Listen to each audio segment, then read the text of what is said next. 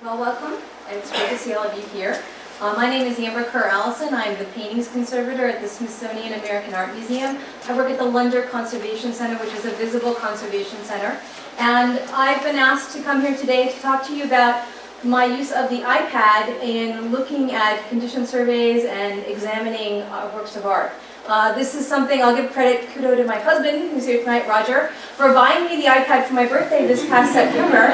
And I'll relay to you how I kind of came across this particular application that I am now using and how I chose it. So a few people just come on in and set yourselves down. So when I go to look at an artwork for my museum, when we have a work of art that's been requested for loan or I need to examine an artwork, the old way was that I would receive this request to go examine the artwork. I would go into the museum system, TMS as we call it. I would download the form that I needed, or I was sent the form that I needed to use. I would import the picture, print it off. Sometimes I'd print the picture separate. I'd go there, I'd make a whole bunch of notes on the piece of paper. I would draw on the diagram on the image to show myself where the cracks were or the problems were. I'd make all these sort of, handwritten notations. Then I'd have to take this information back and I would then transcribe it into a report, get a little more elaborate about the condition and what's going on with it, and then take maybe some photographs I'd taken and bring them into PowerPoint or Photoshop and do funny little lines and draw boxes and talk about the condition. And it was a lot of redundancy. I was not only writing and then drawing on something and then taking it back and transcribing it into one format, but then I had to actually either copy and paste or transcribe it into the museum system, which is our database. So there was a lot of redundancy going on, a lot of time put in, effort put into this. And I was like, there's just got to be a better way to do all this. I was overwhelmed. I was thinking like, there's a lot of paperwork, there's a lot of things. And I was really looking for a way of reducing the redundancy, making it more efficient, finding a way that was convenient and portable for me, because I often have to go off-site to examine these at our off-site storage facility, or be in the galleries themselves, or traveling to the offices where we loan these works, which are in places all over the government in DC. So I'd have to go to the White House or go to Congress or go wherever to look at this artwork that they were concerned about. And you can't go bringing your normal convenient things with you. You have to go through security. So I was looking for something that was portable, efficient way of doing it, something that was simple, something that I can incorporate visuals into, because I was tired of using up all that ink and printing off all these things and then going back and having to reprint them once I transcribed them or put them into a different format. I wanted something that I could edit if possible, and I wanted it to be compatible with a lot of the programs that I use. Well, I was at the AIC in Philadelphia, and I looked next to me, a very good friend of mine, Sarah Kleiner, was there, and she had her iPad that she had just gotten, and she was taking notes during one of the presentations right on her iPad. And I'm like, look at you, I want one of those look pretty cool. And I said, well, is it nice, how does the stylus work, what do you do with it? So you just see her here kind of just taking notes when she was in a lecture hall. But she also told me about this wonderful program called PDF Notes, and she goes, when I'm traveling on the train, I download all these documents I want to read that are PDF documents. It lets me highlight words, it lets me circle things, I can draw on the document. My little brain starts going, whoa, this sounds really good, I gotta try this out. So I tell my husband that, my birthday's coming up, and wow, I would really love an iPad. And isn't it funny, there it was, waiting for me on my birthday, which I was very, very happy about.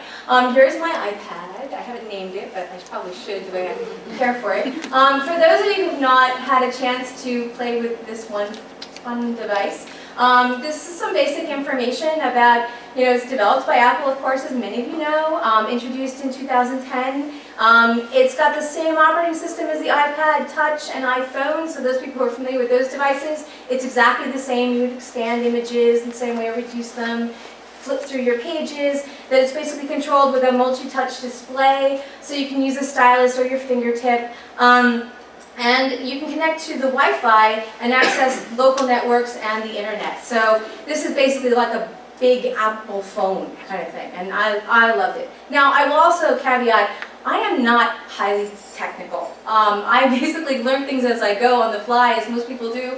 When I hear about something, I do try it, but if it's got a steep learning curve, I don't often have the time to consume to really get to know a program. So for me, I want it to be a quick learning program. I want it to be accessible for me, something I don't have to challenge myself with too much, because I really couldn't even tell you what the operating system is on my iPad. I was like, please work when I turn you on, and that's great.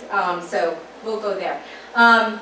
So I had this idea, this PDF notes, I'm thinking of all my files, I'm thinking of redundancy, and I'm like, maybe this would be really great for me to use for this particular problem I have. It's a big camera, I can take pictures with it, I can do all this stuff. So I said, all of my documents are usually in Word, so I can convert them to PDFs pretty easily. And if I'm able to edit those PDF documents and be able to draw on them and write notes, I'm saving myself a step immediately. So I'm going to play for you a little bit, if this works the way it should. We're going to go to the internet here, and I'm going to show you a video that they have, and just sort of talk over, this is on YouTube, about the PDF notes program. So you see, you would operate it just like you would any other document. You open the PDF, it looks like you have bookshelves. This is where you keep your documents. So they look like books on a shelf. You can also put them in a list format if you're really more comfortable with lists. You can categorize these documents just like you could books. You can actually lock your categories, so people they have to have the password to be able to get into that particular category of documents or books that you have. And so here you see like the key thing going in and accessible to that. Once you get into the PDF document, you can either use your stylist to write with. So make your notes, just scribe it right in. The closer you get into the PDF, the finer your print is and looks neater if you want, if you're really concerned about that. You can also use your fingers, and I'll show you this too, to command and move through the program, but you can also use the stylus to choose the actual pen and the color and the thing that you want to do to the documents itself. You can incorporate notes. So if you wanted a little pop-up window where you can do a little typing, you can type in that window and actually have notes put into it. And you can email it. You can immediately send it out as multiple forms, like an editable PDF, a condensed PDF, original PDF, but you can just email it off immediately to wherever you want to send it. Very nice. Once it gets there, you open it up, it's a PDF document. You're able to read it, and you can actually print it with all of your notations on it as well. I might be actually ahead of the video here. There you go, printing. So you can print it off, which is very nice. And you can actually set bookmarks, and you can freeze things in it. Like in this case, as you zoom in, you can actually lock the zoom and keep it at a certain level so it's not going back and forth on you, which is nice. You can actually freeze it at that particular zoom in, so you're always reading at that level. Other things that it does, let's see what else they're going to tell us about. Oh, bookmarking. You can bookmark a particular page so that you can always go back to a particular page in a document if you wanted to do that. Often my condition surveys have got multiple pages to them sometimes, so being able to lock on one page and go immediately back to it is a handy thing. Also, you can do this sort of, I don't have the device to do it to this particular scenario here tonight, but you can actually hook it up with other projection screens and be able to do things right in front of a large group. I was hoping to do that for today, but couldn't. It comes in a free version and a paid version, and the difference between the two is that when you have the free version, you have to put up with little ads that pop up at the bottom, but they're very small and discreet, and they don't really get in your way, and it's free. Otherwise, you can pay $10, and you won't ever see those ads again. So, it's up to you which one you want. I happen to have the free version. I've used it now for 4 months, and I've not had any problem with it whatsoever. Occasionally, I have the obnoxious thing where I hit the ad, and I'm like, oh, no, not the ad. But anyways, I lived through it, and it's okay. And let's see. How do I get out of here? Back to my PowerPoint. Told you I'm not technical. So, I got really excited when I started looking into this PDF notes, and I decided I wanted to experiment. So I started taking it out on site with me to do examinations, and this is an on-site photograph I took with my iPad. So at first I just sort of eased my way in, using it to take photographs, and then I started incorporating those photographs into reports, and I was like, oh, well, that feels kind of nice, you know, now what we can do. Then I started to take these larger documents. When we have an exhibition coming up, they'll give me a whole list of things I need to go look at, and I'd have these large PDF documents. So I would actually be able to take that, load it up on my iPad, go in, and as I'm looking at the artwork, I'm making on notations about, is it okay, are there things that we need to do to this, just little quick notes, and I'm even able to mock up the images. And I chose a poor one because it's hard to see, but these green lines that you see here in this image are actually things that I notated on that surface and then scribbled little notes about on the site. So that I could go back and I could even cut that image out of the PDF document, put it someplace else. And I then decided, well, this is pretty exciting, this is all working out. I started incorporating these things into reports, going very well. So we created a survey form. And I'll give a shout out to, is it Bridget? Was it Bridget? This is Brittany. Brittany, right, Brittany. Shocken, I think her name is. Brittany Shocken. She's an intern. I don't know if she's in the audience. If it is and I pronounced her name wrong, I apologize. She is an intern at MCI and for the Holocaust Museum, and she was doing some research for them on survey forms. And so we connected with her. She forwarded a copy of the survey form she was working on, and we adapted it for this incredible project we had of having to examine and write condition reports for over 100 George Catlin paintings for 2 different loan requests. It was a huge request. It was going to take a lot of time to normally do it the old-fashioned way, to have to do all of this manually, then come back and transcribe it. So now we had our survey form. So we built our survey form to have the information on that we needed for this particular survey case. And we would just look at the painting and communicate with one another and say, yes, it's got hardware, no it doesn't, this needs to come in, this doesn't need to come in, it has a frame, it doesn't have a frame, it's got some in painting, and we would just, with each one, was given an individual form here. All we had to do was input the picture and a little bit of information, and then we just would write directly onto these forms. The other wonderful thing that we learned right about the same time is that TMS had gone through an upgrade, and that upgrade was going to allow us to include PDF documents in the TMS. So I was like, we don't have to transcribe it to TMS anymore. So all of a sudden, 2 steps out of everything that I used to have to do are gone. And you can imagine the time saving that was for me. So I was very, very excited. So here you see Sarah is dusting the painting, and she's telling Claire, who's got the iPad, she's making all the notations, highlighting things or circling or writing. And even though we didn't have an image of the frame, we were going ahead and just sort of drawing around and saying the frame needs a little attention in this area. So we're able to just draw right on it, make notations, talk about its condition, and write in anything that we needed to further explain stuff that needed to be done. We had areas where you could elaborate further. And the other nice thing is that because these images came from our TMS system, we could blow them up when we're looking at the document, and you can actually see, was this a pre-existing thing going on with this painting, or was this something new, which is nice. You're comparing to an image that was taken not too long ago, hopefully, of the artifact, and you can see if there's been changes in the condition. So that was very exciting. Then I rejoiced when I found out about TMS, because I thought, oh, this is great. We've got a portable, lightweight device. It's efficient, it's simple to use, it's got visual components to it. We can edit it still, because it's a PDF editable document that I could save it as and forward it on. And it's compatible with TMS, which I was like, oh my god, this is just amazing. So this is our TMS screen for our museum. And here you see a normal record where we normally would have to fill in all these fields. But now, all I have to say is, see attached PDF form, and I tell my database person to connect the PDF, and she does. And when you go in and you click on that little side file, the PDF pops up. This helps my registrar. They can actually see images that I've taken of the document, of the particular object. They can see notations that I've made on this survey form. So right off, even the registrar's department's getting now really, really excited because they love detailed images, because if this piece goes on loan, they want to be able to see, is this pre-existing, is this not pre-existing? And we've now actually started to take photographs of things, detailed photographs using the iPad or digital imaging, and pull them up into PDF documents in TMS so that when the registrar is preparing for an exhibition, especially if it's going out traveling, they've got these now available to them, which they absolutely love. Pros and cons of this. Pros, it's convenient, it's easy to learn, very intuitive formats. It's versatile uses. We've even used it for tours going through the Lender Center, and we have others who are using the iPad to do presentations for Lender as well, which is exciting. It's a growing platform with lots of apps, so I'm excited to see what else they come out with. I actually just learned of one for images alone. So if I just bring an image into this one particular new application I've learned about, I can start to draw on it. So that's another exciting possibility. When I take an image, I can actually do notations on it. I haven't got to convert it to a PDF. So these are exciting to see where these applications are going. The cons is that it can't directly communicate. My iPad can't communicate with TMS, whereas I understand the PC tablets are able to communicate with TMS. So as a lab, we may need to consider having one or the other or each of them.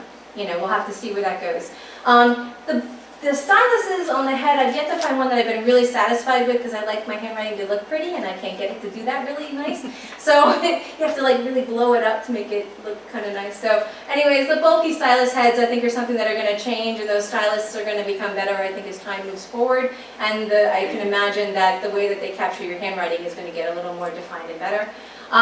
Diminished image quality, when you copy and paste out of the PDF document, you're going to be decreasing the quality of the image. So it's okay for a report when I'm trying to do a quick and dirty thing, but really going back to those digital images and capturing them are really important for really fine details that you want to make sure are very precise.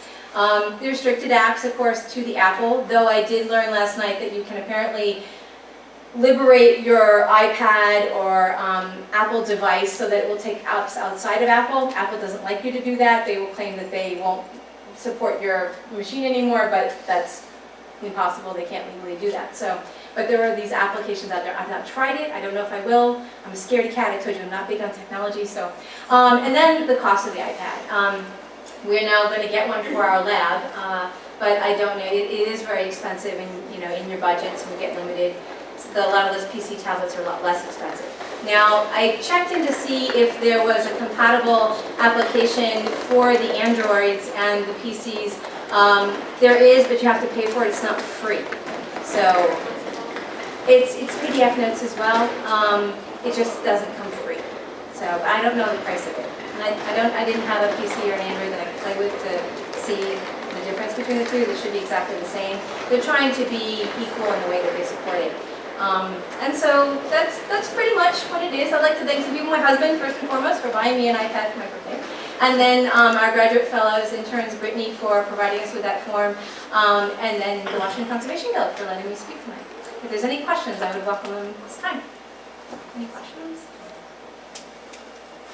With Adobe Acrobat Professional, there is the ability to read script and cursive writing, especially for some scanned documents. Right. Are you trying to do that with your handwritten notes on the PDFs? I have not yet. As I said, this is something I only just started this past October, November, and was very happy with so far with what I played with. I'm looking at the PDF Professional. One of the things I had with, there's another app for PDFs.